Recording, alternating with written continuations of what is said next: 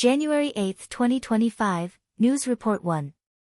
According to Taiwan's Mirror Weekly, China has recruited 7 retired Taiwanese military officers to form a sniper team, tasked with gathering intelligence on Taiwan's military installations and the American Institute in Taiwan, and preparing to assist during a potential Chinese invasion of Taiwan. The Taichung District Prosecutor's Office filed charges against the 7 retired officers at the end of last year, under the National Security Act and Anti-Infiltration Act, and issued arrest warrants.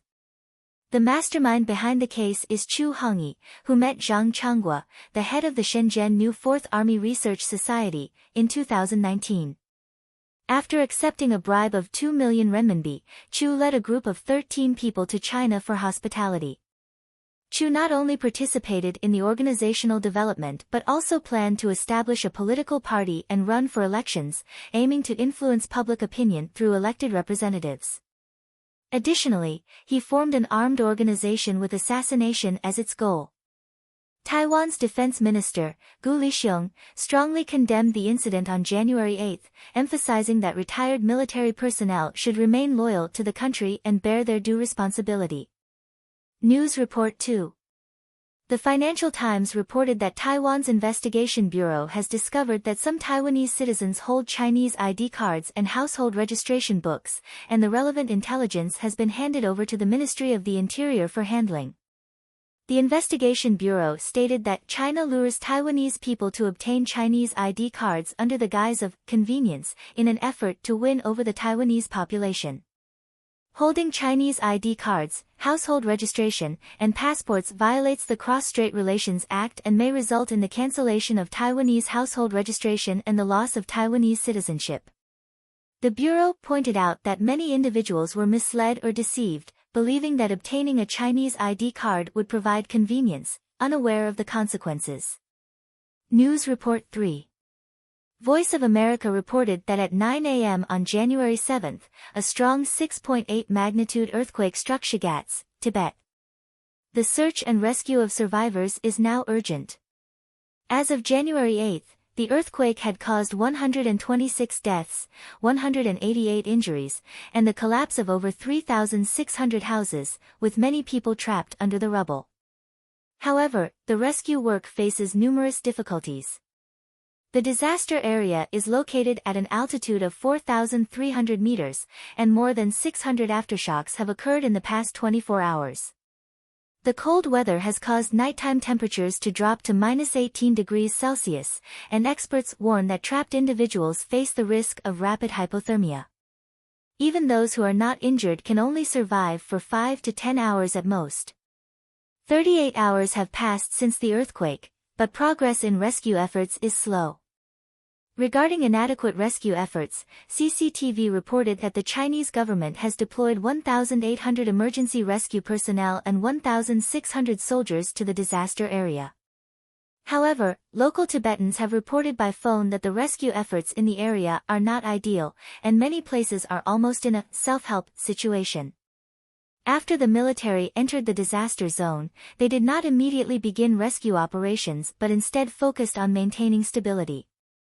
Police and soldiers patrolling the streets have instructed people to delete photos they have taken, prohibiting the release of information. In addition, civilians have voluntarily sent supplies to the disaster area but have encountered obstruction from local authorities.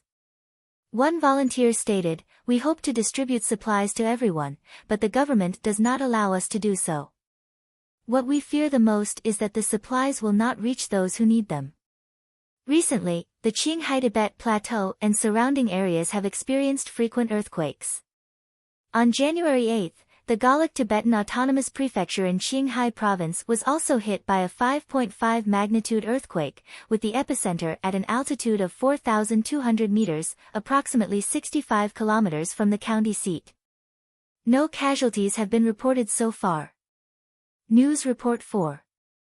Hunan TV reported that Chinese actor Wang Xing completed his investigation by Thai police on January 8. The police confirmed that Wang Xing had been deceived by a Chinese fraud syndicate, who brought him to Thailand and then took him to Myanmar for scam training. The report indicated that the labor intermediary company involved in Wang Xing's deception was called Apollo Glory, and its boss is a person from Guangdong province. After Wang Xing went missing, his girlfriend reported the case to the Chinese embassy in Thailand, but the embassy said it could not handle the case because she was not a direct relative. Later, Wang Xing's brother filed a report, but the embassy insisted that a report must first be made to the Thai police before they could intervene. Wang Xing's girlfriend posted information online, which was shared by other legislators and sparked widespread public attention. Only then did the Chinese embassy in Thailand begin to take action. The report pointed out that Chinese embassies abroad often show indifference and lack of urgency when handling such cases. In addition, Radio France International reported on January 8 that a group of Hong Kong citizens sought assistance at the Thai consulate in Hong Kong, requesting cooperation between the Chinese and Thai governments to rescue their family members who had been deceived into scam zones. The family members stated that, because of Wang Xing's fame, the Thai government acted quickly, but they hoped that the Thai government would help other Hong Kong victims in the same manner. News Report 5. Reuters reported that the Shandong Port Group has recently prohibited U.S.-sanctioned cruise ships from docking at ports in Qingdao, Rizhao, and Yantai. The report pointed out that Shandong province is home to China's independent oil refineries, which primarily purchase oil from sanctioned countries, including Iran, Russia, and Venezuela, three major oil producers. However, Reuters' report did not fully reveal the facts. In reality, the oil transported from sanctioned countries is often handled by shadow ships, which transport the oil to international waters, where Chinese buyers send vessels to collect it. These shadow ships do not directly dock at Chinese ports to avoid sanction risks. The Shandong Port Group's ban is aimed at reducing risks, namely prohibiting sanctioned ships from docking, but this does not mean these refineries cannot access oil from sanctioned countries. Refineries can still send ships to international waters to receive the oil, which does not violate sanctions and does not carry direct risks. News Report 6. NHK reported that at 10 a.m. on January 8, four Chinese Coast Guard ships entered the Diaoyu Islands waters and left by noon after sailing for an hour and a half. This was the first time this year that Chinese Coast Guard ships entered the Diaoyu Islands waters, with the last entry occurring on December 6 of the previous year. Statistics show that last year, Chinese Coast Guard ships entered the Diaoyu Islands waters for 355 days, setting a record since 2012. In response to this situation, Japan's Coast Guard has been monitoring and observing the Chinese Coast Guard ships. News Report 7. Recently, the Victoria Police in Australia released photos of a fraud gang and asked the public to assist in identifying the suspects. This gang consists of 3 women and 2 men who used a blessing scam to successfully defraud 3 elderly Chinese women of over 200,000 Australian dollars. According to the police, between November and December last year, these suspects approached the Chinese community and claimed that the victims' families and themselves were being threatened by ghosts, and they needed to place money and jewelry in a special bag for a blessing to escape the disaster. During this process, the scammers would steal the victims' valuables. This type of blessing gang scam, which originated in Hong Kong, has spread worldwide, including to Australia, the UK, the US, and Canada. These street scammers use superstition and psychological manipulation to convince victims that they face disaster and then proceed to scam them. The police remind the public to remain vigilant when encountering people who claim that they or their families are facing disaster without any cause. People should not easily trust such claims and hand over their valuables. We urge everyone to stay alert and report any similar fraud cases to the police immediately. News Report 8. According to NHK, on January 8, the Tokyo Metropolitan Police announced the arrest of 7 Chinese individuals for fraud, accusing them of profiting approximately $63,000 by reselling Apple products. These individuals exploited Apple's student discount policy by purchasing Apple computers and iPads and reselling them in China for significant profit. Apple's policy restricts the resale of products purchased under the student discount for 1 year. The 7 suspects, including Zhao Li and his 6 accomplices, all Chinese students, allegedly used this policy for resale. Zhao Li is accused of instructing these students to buy Apple products and resell them in the Chinese market between February and August 2024.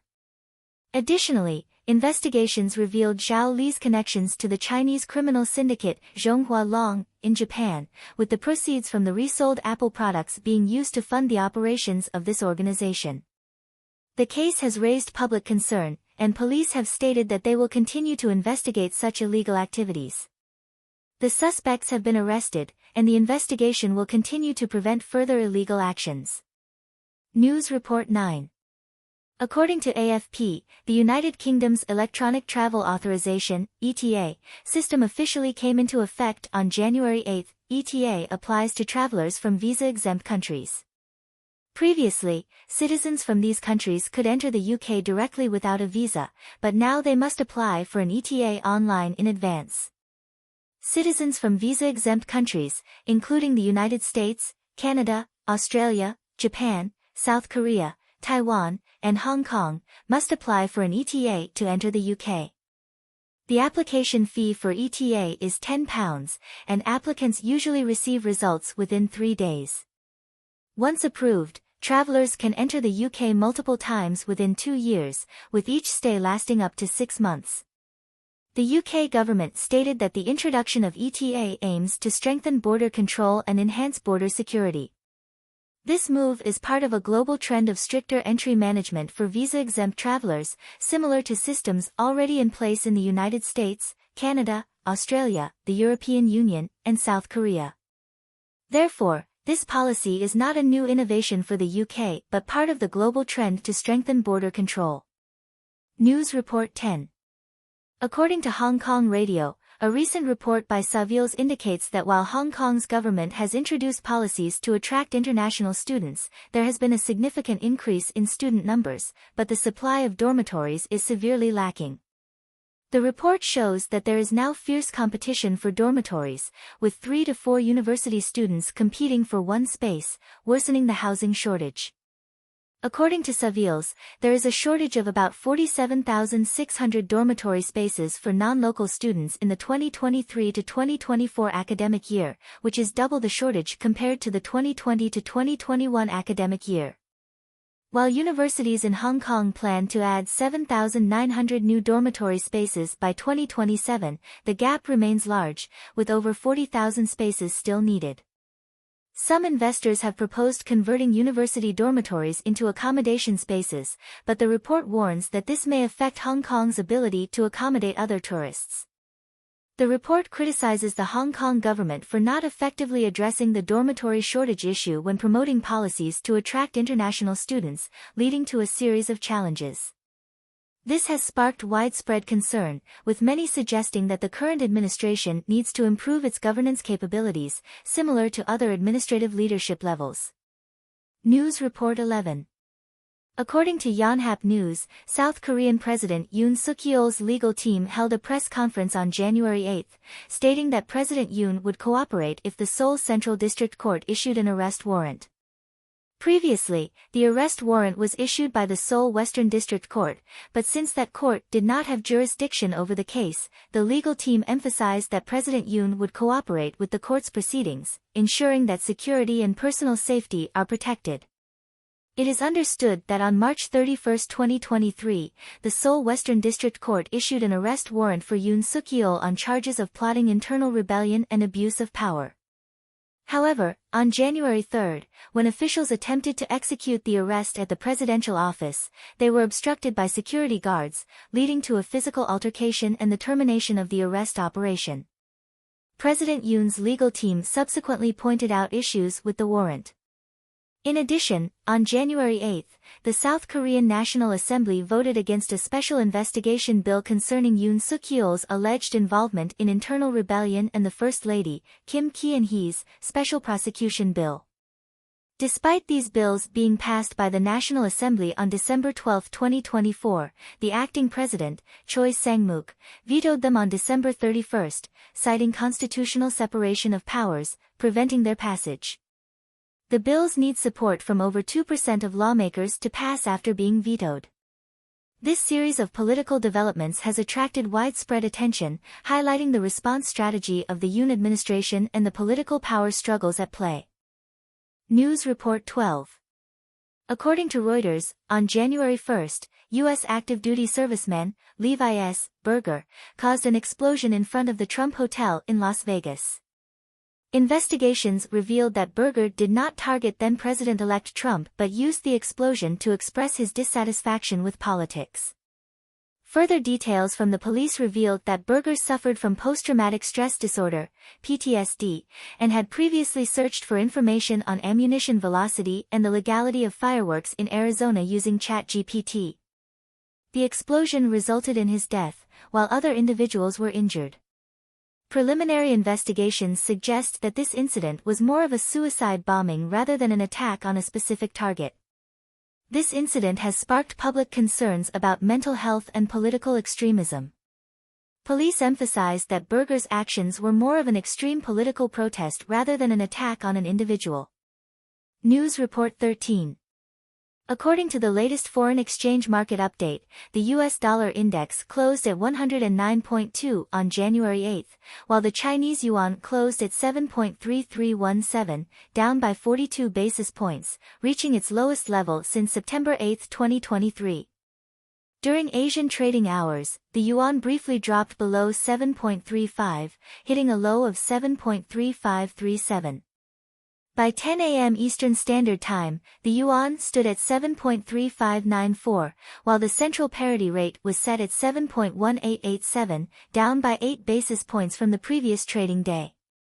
The deviation between the central parity rate and market expectations reached 1550 basis points, the largest in 7 months. Traders generally believe that the domestic environment in China has not shown significant improvement, making it difficult for the yuan's short-term depreciation to reverse. In the stock market, Chinese stocks generally declined. The Shenzhen Component Index opened with a 2.67% drop, closing at 9,944 points, down 0.54%. The Shanghai Composite Index briefly dipped below 3,200 points but closed at 3,230, with a slight gain of 0.02%.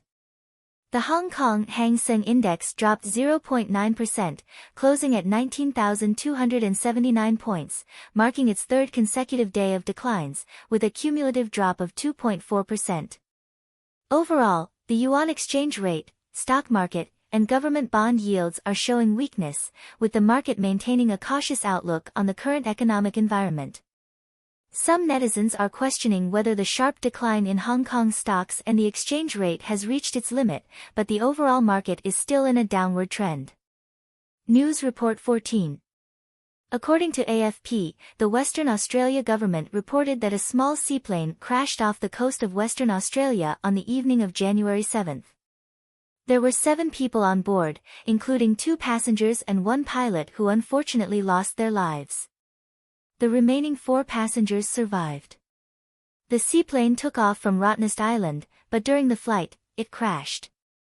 Preliminary reports suggest that the plane may have collided with an underwater rock formation during takeoff, leading to the accident. The cause of the crash is still under investigation. News Report 15. According to the latest update from the California government, on January 7, a large wildfire broke out in California, and the government declared a state of emergency.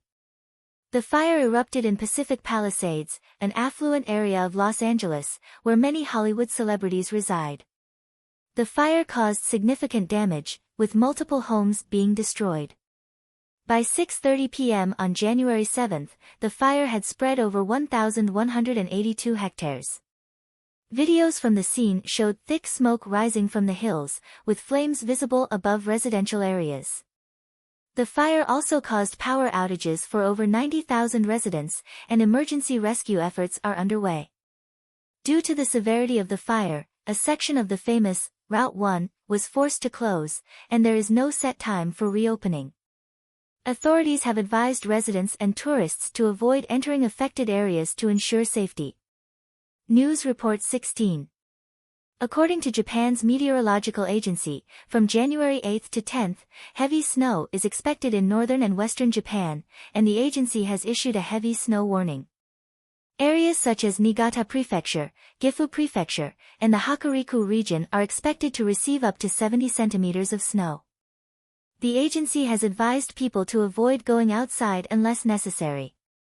In January of last year, Japan also experienced heavy snow, which trapped many vehicles on highways and required up to 3 to 4 hours to rescue all vehicles. This year, the meteorological agency has particularly warned people about the snow accumulation on power lines and trees, as it could cause power outages or avalanches.